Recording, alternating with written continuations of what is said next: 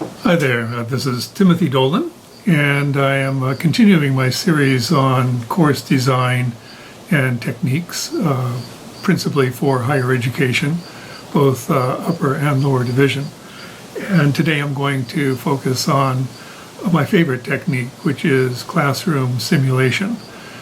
This is an area that I've been using for several decades, and I should start first with an homage to a professor that I had in my undergraduate days, a Professor Minos Generales at San Diego State University. An interesting character. He was a quintessential diplomat, Oxford educated, American diplomat. He was the last American diplomat out of Germany during World War II. Berlin was being bombed by the Allies while he was still there. He then evacuated, of course, and went on to have a significant career in the Foreign Service, and then became an instructor at San Diego State University. And from him, I had my first experience in a course called Dynamics of International Crises. It took me a full year, 3 tries that is, to finally gain entry to the course, because he limited access to the course to 15 students. The reason being was that he had organized it as a mock security council with 15 members. When I did finally gain access to the course, it was probably the most significant and enriching course I'd ever taken, where we in fact did do a simulation of the UN Security Council, and this was circa early to mid 1970s. And the perennial issue at that time was always the Middle East. So we took that on as our topic, dealing with Israeli-Palestinian relations and Middle East relations generally vis-a-vis Israel.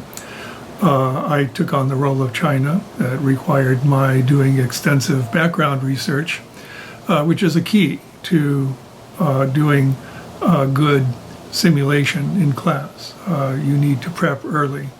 Let me wrap up my homage to Professor Generales to say that from him, despite the fact he had only come to class 3 times in the entire semester, he still had an enormous impact. So again, I wanted to honor him with that memory.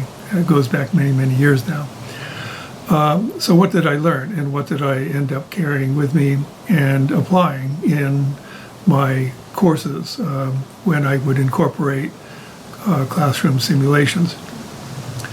As a public policy professional, it came in extremely handy, where I would have the participants themselves determine the topic to take on.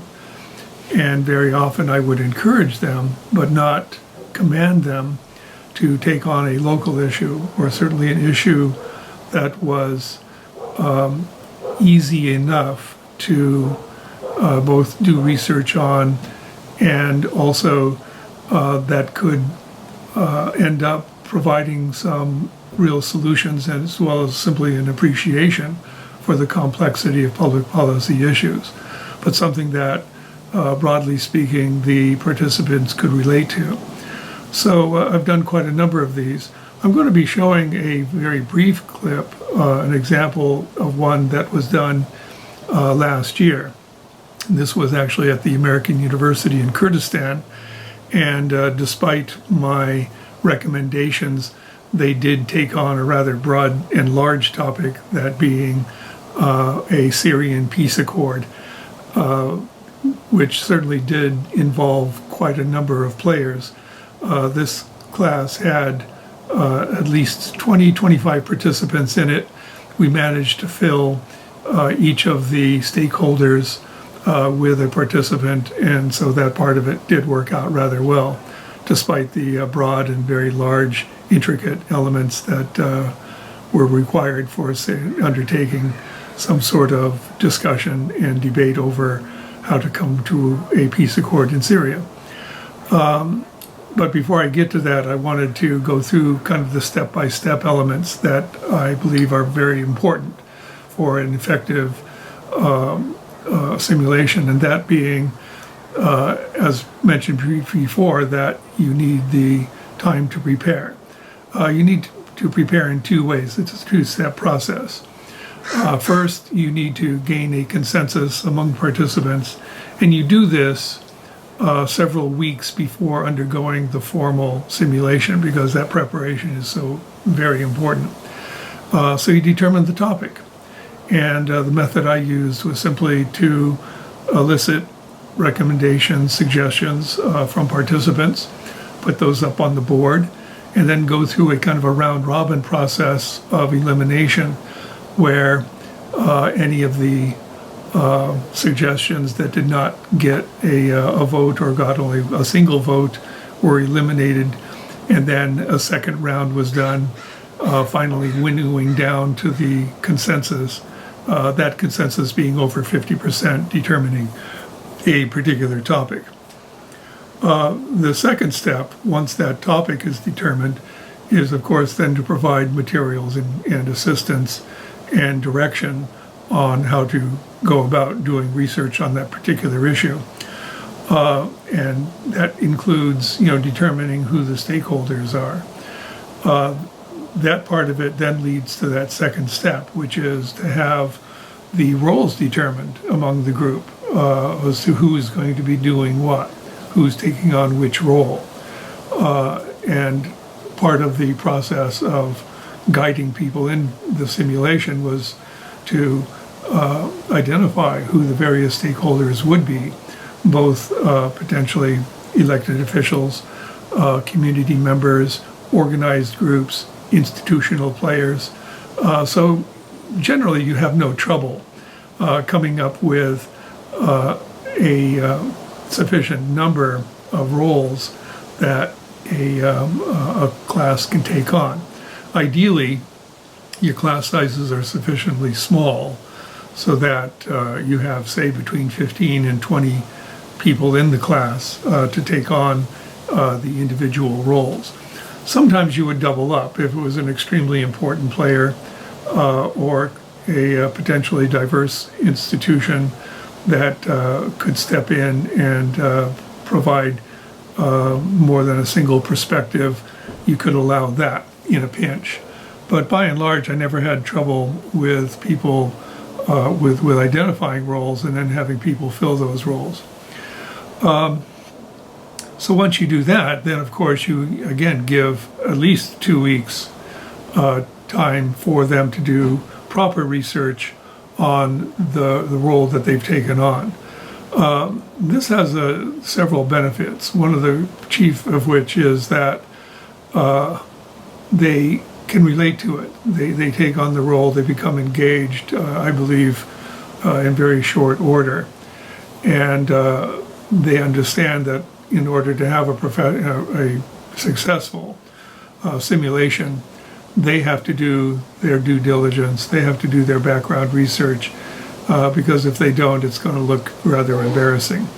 You verify this in a couple of ways, and that is you have short essay-style summaries of both the issue and then the individual roles. And best to do that, again, give it at least 2 or 3 weeks lead time for them to do that research and then submit their role,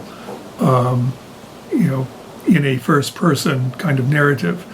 And then you're able to enter into the actual simulation itself. It's an interesting one because you have to encourage your participants to get right into it. It's a little bit, I often use the analogy of launching a ship, where you've probably seen old newsreel footage of when a ship is launched into the water from its dry dock. It goes in, and it's not entirely clear in the first second or two whether the ship going down the deck and into the water is actually going to float. Invariably they do. Sometimes there is an embarrassing pause because nobody knows quite how to begin the process. it is important at that point as an instructor to really lay off and to make it very clear from the outset that your role, and I often again jokingly say that my role within the simulation is that of God, that they may pray to me, I may not respond. In essence, they're on their own. And that is an important element because it's, as instructors, we tend sometimes, to have our own vision of how things should go and want to put up kind of guardrails in the process. But the fact is that you really want them to have proprietorship. So I strongly encourage a literal hands-off approach and utter silence, as even when participants are looking beseechingly at you at those very first moments when the simulation proper is to get underway. You should also make it clear as part of the preparation that it isn't simply the most assertive people in the simulation that are going to perform the best.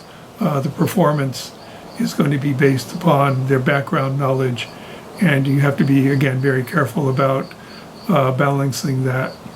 And that's why I often will include those background reports, both for roles and issue, as part of the overall assessment. It almost always goes fairly well. Some people are so painfully shy that they may not contribute very much, and you try to deal with that. Very often you can have a post hoc element to it where they have to summarize the simulation experience, and through that you can provide good feedback and get a good assessment of what people have actually learned in the process, even if they were relatively reticent in stating their views and participating in any kind of assertive way. And you do want to control for that. I think that is pretty, in my view, fairly simple to do going in. You do want to weight things. There are more important players than others, and people really have to know their stuff, I think, to play those main roles well. So the onus is on them to really faithfully reflect those views among the principals.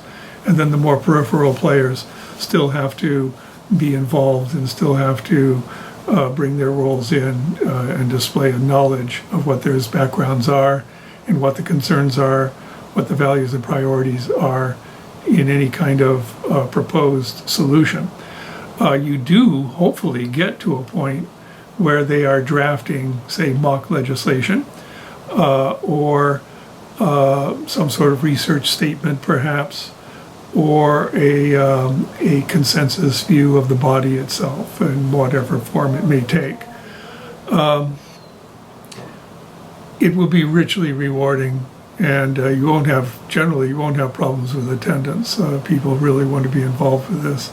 From my experience, I've been doing this for well over 30 years, and I don't, of course, operate all of my courses like that, but those courses where it is suitable, it is applicable, you can really have I believe, a genuinely good experience. So I do encourage classroom simulation, and it can take the form of a UN body, an international body. It can be a city council. It can be a state legislature. It can potentially be a congressional committee or a hearing. That gets more into kind of legislative behavior, which is another way that you can get into a classroom simulation with good, relevant results. Those are some suggestions. You can find other ways of, I believe, applying a classroom simulation within the field of future studies, which again I have a background in. You can play a kind of a 30 years down the road plan for a given issue. How are you going to be able to come up with a solution that is going to create a preferred future 30 years hence. That's a good point of departure for that type of course. As I said, I do have a little clip just to give you a taste of how this works. You'll see people are involved. They're not paying attention to me as I am filming it. One of the things you'll notice is the setting. This happened to have been a boardroom. It's used by the board that oversees the university itself. It's an underused space. We did get permission to use it. It's a beautiful, large conference table with all sorts of bells and whistles, which you'll see because there's a great deal of projected material from online sources that are used in the course of this very small snippet, but it was used very extensively during the course of the simulation. If you can find that kind of space, it's very useful because, again, it gets people into the role. And, be sure that you have name table plates indicating who's representing whom within the simulation. That helps kind of confirm that role and make it more realistic. So that's something else to consider. If there's any number of little details, devilish details, that make a simulation successful, consider all of those. So I will show that little snippet within this and then come back and probably summarize again very briefly the, I believe, very useful form that classroom simulation can take in engaging the concepts and then applying them to actual real-world situations. Thank you very much.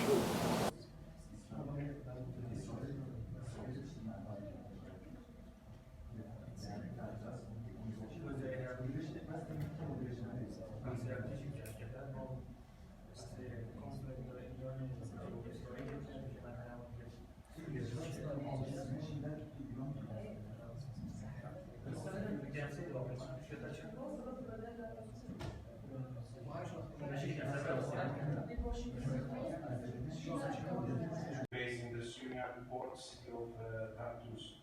Russian leaders support a peace deal with the broad consensus among Syria's moderate factions that will allow Assad to remain in power. It has also hinted it may support limited autonomy for opposition forces in certain regions within Syria. Thank you. Thank you. And now I would like to ask the United States to clarify its position. So to summarize with some concluding remarks, you don't really know, there's no predetermination where the simulations are going to go. They're open-ended. You do, of course, have time constraints. Things do have to be wrapped up in a certain amount of time. But I have to say that, for example, the undergraduate experience that I had with Professor Minos Generales, where we had taken on the Middle East issue for an entire semester, in our case, as a duly representative body of Security Council members, we spent the entire semester arguing over the rules of procedure. We never ever got to the actual addressing of the Middle East problem. And in a sense, that's perfect, because from that experience of hard positions about how to proceed over a 15-week period, you had a very realistic window into how international processes work. So anything that would have been expedited or any kind of draft of a proposed peace solution would have been superfluous and wouldn't have been realistic. That's fine. I believe that that was a perfect class. We learned quite a bit from seeing how stuck we were as we continue to be in the case of the Middle East. A quick note on how the American University of Kurdistan simulation went. We went around and over the course of 2 weeks, 4 sessions total, came up with a draft solution. I should say that at the very outset, you had certain players that would present a list of demands, which in a body such as that, a special conference on a Syrian peace initiative, was not the way to go. So it was fun just to see that cultural element of these idea of individual players demanding certain conditions before proceeding was enlightening to me, and one that I was able to counsel in our sort of post-simulation review as a not a good way to go. The idea of demand simply sets an automatic reaction against any proposals that you might have, regardless of their merit. They came up with a rather idealistic solution. I must say that the ISIS representative was particularly interesting in that he was way too reasonable and frankly didn't really reflect that role very well. But that said, the learning experience was, I think, really good, and people said as much in the course evaluations. So something to consider. I do, again, without hesitation, recommend that. If people have further questions about how to conduct a classroom simulation, I'd be very happy to respond to any individual queries on that, and can offer, again, my services in a consulting capacity to any institution, any course that is interested in doing such a thing. I believe it is best to go in with seasoned individuals to help expedite a higher quality experience. So those services are offered, and hopefully this little bit of a background might help inspire individual instructors to try it out. Okay, with that, thank you very much, and until next time, Timothy Dolan signing off. I can be reached at policyforesight@gmail.com. Thanks again.